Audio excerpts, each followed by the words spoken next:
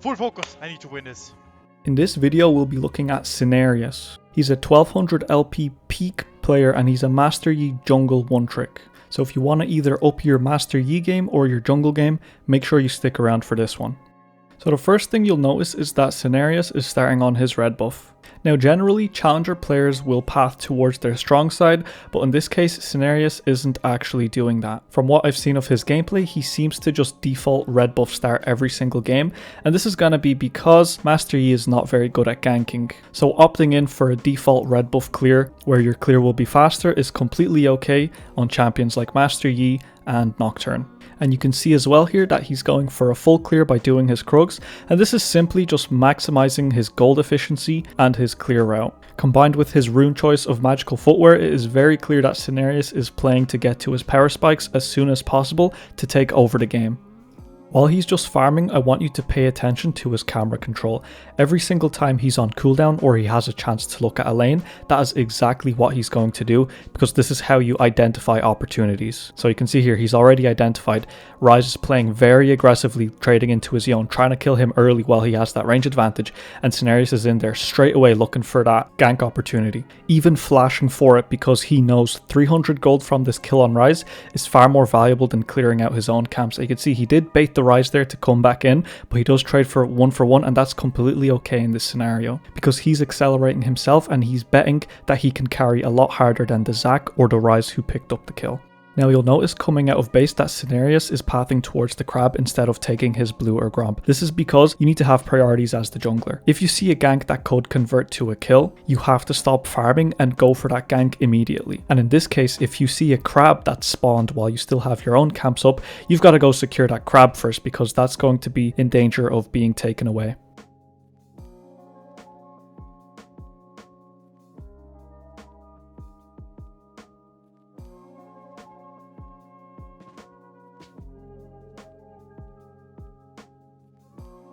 Hopefully you're picking up just how much you have to be looking at lanes while you're clearing, and this is exactly what Cenarius is using to his advantage here to find a gank.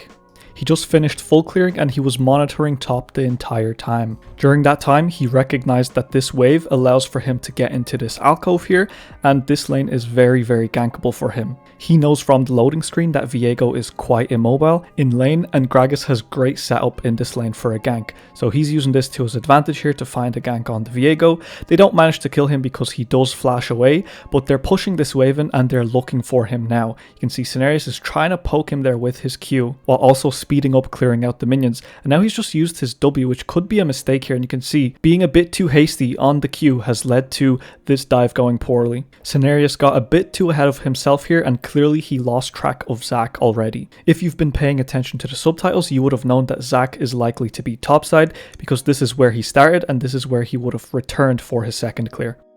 So after that play is over now, Cenarius is back to his bottom side and restarting his full clear. This is where his camps have respawned, and remember what I said about linear pathing and maximizing efficiency? This is exactly this concept in play.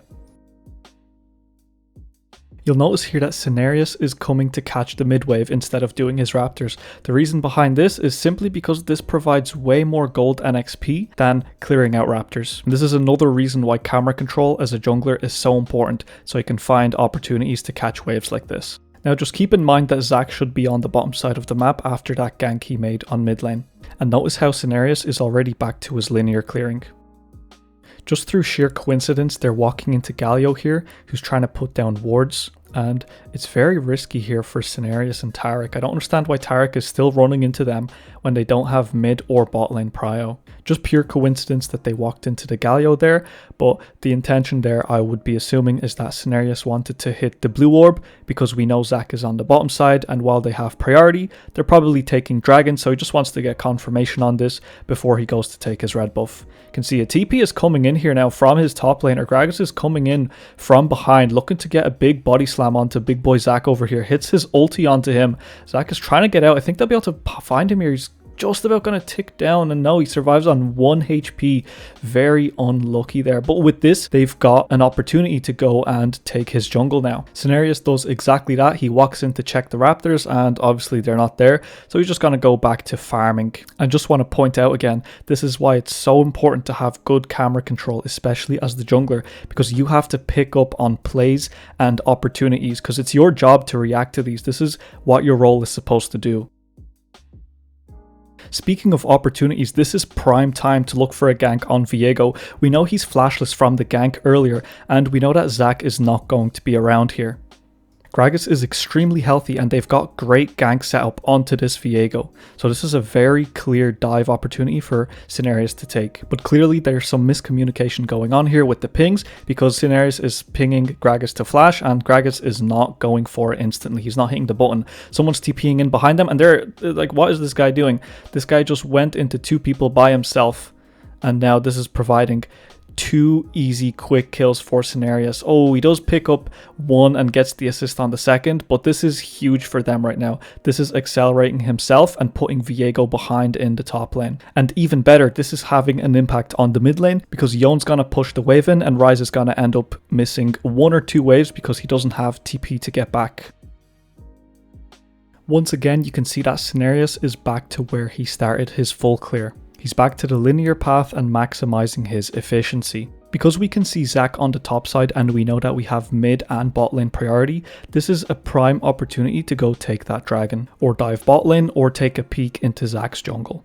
His bot lane is too low here for a dive, and Zac shouldn't have any camps up, because the reason he's back to his top side is because he just recalled after finishing his clear on the bottom side. So the only option really available here is the dragon.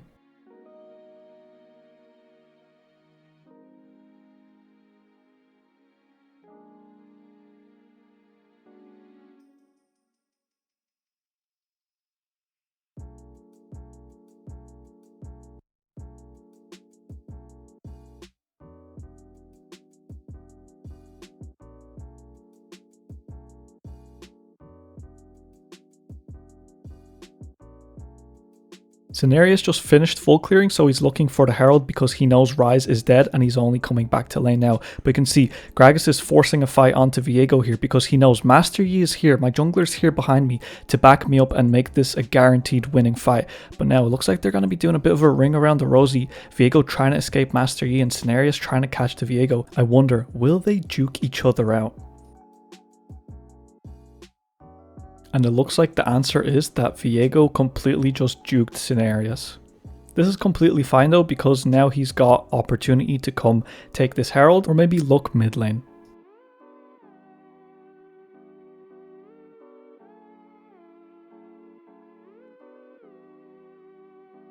Sinerias just secured the Herald and he wants to crack a tower ASAP because 14 minutes is getting close and he wants to secure first tower bonus gold. He wants to accelerate himself as fast as possible, get as many items as possible and carry the game. So you can see he's doing exactly that. And with 1.6k gold in his pocket, he's going back to base to spend and begin the full clear again and continue looking for opportunities. Once again, instead of farming his Krugs, he's coming here to pick up a lot more gold and XP worth from this wave.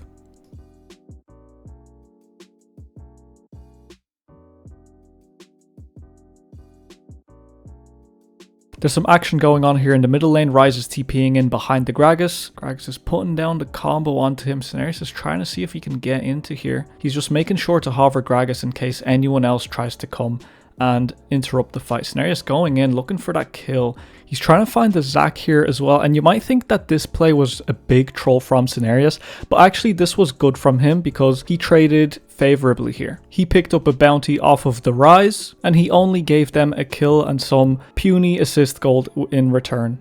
Here you'll notice a team fight is going on and you've got to be able to make a decision in a snap second. You've got to see, is our team strong enough to fight these guys? Can we go in or should I stay out? Do I have my ulti? Does Taric have his ulti? Where are my teammates positioned? What are all the health bars looking like? am I strong enough to get in here and turn the fight around? Cenarius goes in for the fight. He knows he's strong enough to turn it around, and he gets rewarded with this dragon, and now they're looking for kills. They're looking to dive. Laning phase is over. They're level 10. They're trying to take more. They're trying to take everything they can and accelerate themselves in this game. Looks like they won't be finding any more dives. There we go with the new dragon Hex Tech. They just teleport straight from the enemy jungle. This is very, very efficient, and this is a jungler's dream. You Hex Tech in, you steal a camp, you Hex Tech back out, and you're already back farming once again instead of having to run around the map. We can see here Ryze is stealing Cenarius' camps, and Cenarius doesn't like that. He's trying to push up quite far in the side lane by himself, and he's running in. Let's get in here. Gragas goes in with the big belly flop. Doesn't hit him, and he jumps over Blast Cone. Just makes an absolute monster of a prediction. Gets onto the Ryze here. Q is going to be coming up soon in 5 seconds. Jukes that Zac flop, and now he's going to walk away. He knows it's not worth chasing anymore because he'd probably lose that 1 versus 2. But hopefully you're starting to see the decision making and the challenger thought process coming together in this video especially. Cenarius has nothing to farm on the top side, so he's just going to help get this wave in and then go back to his raptors and continue hovering his mid lane here because they are pushing up quite far and applying pressure, and when you've got a laner that's applying pressure, you've got to support them, or else what's happening right now, the laner's dying, is exactly what will happen without your support.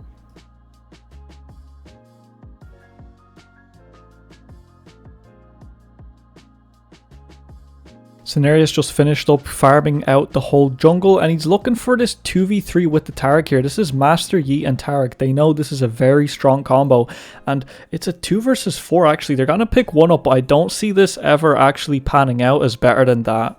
So a little bit over ambitious here by Cenarius, and the Taric, they're not actually that strong, and Cenarius does have 1.8k gold in his pocket, so this is opening up potential to throw the game here. Cenarius did secure a 500 gold bounty from the Zac though, so that's absolutely huge, and if that was his intention for taking that fight, then this is completely okay. So just keep in mind, the result isn't really what matters, it's the thought process. And who would have thunk that Viego would have jumped 6 million times and dove 3 people under tower, and successfully at that.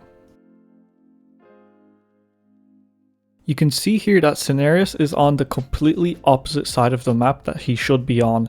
Just because the Herald is up on the top side doesn't mean he should be there. If everybody is grouping up on the bottom side, it means that fights are likely to break out that he needs to be a part of.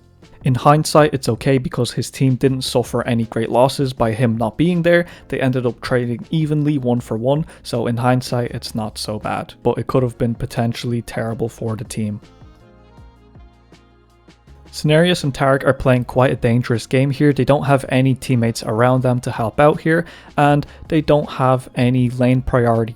Clearly the enemy knows that they just took the red buff because Galio just walked into here by himself, and you can see Cenarius is outplaying the situation by queuing the Zac flop, and Xayah was really low, so he does manage to just one-shot her really quickly, and it does end up turning out quite well because Gragas had his TP, they outplayed it, Xayah was low, and now here comes an extended fight, looking for the Rise here. Maybe he wants to turn around, maybe. No, he's just going to look for the Rise, and just look at that damage with 2 items and a Phage. Cenarius clearly knows his limits a lot better than I do with the Master Yi champion, and just look at that. They managed to ace them from what I thought was quite a dangerous position to be in. They made an outplay. The power of Master Yi and Taric just showed up with 2 items, and this is the power of that linear clearing, that efficient farming, reacting to opportunities, stacking that gold, and just look what it's turned into. It's a Baron at 20 minutes.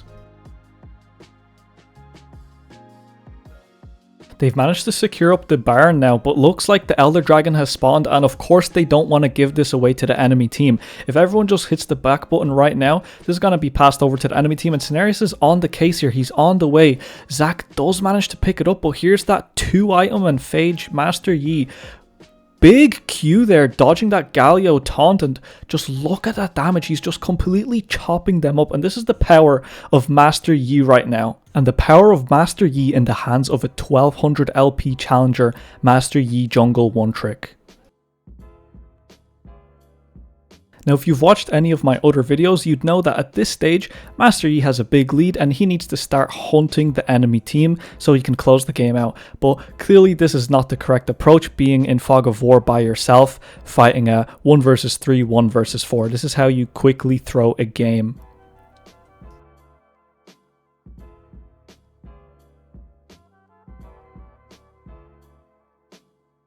Clearly Cenarius' team is doing work pushing down the middle lane, so all he really has to do here is just defend the bot tower, prevent Viego from attempting a backdoor, and just look at him, he just chopped him up so quickly, like holy crap.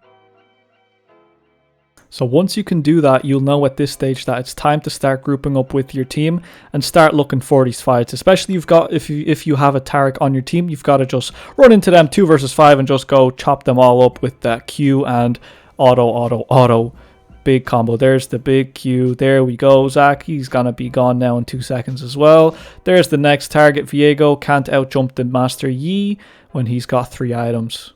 So you can see just how disgusting this Master Yi champion can be once you combine the Challenger thought process with him. Completely disgusting pick right now. Anyway, hopefully you enjoyed this video. I'm nearly at 1,000 subs, so I'd greatly appreciate if you could drop me a sub. Anyways, thanks for watching.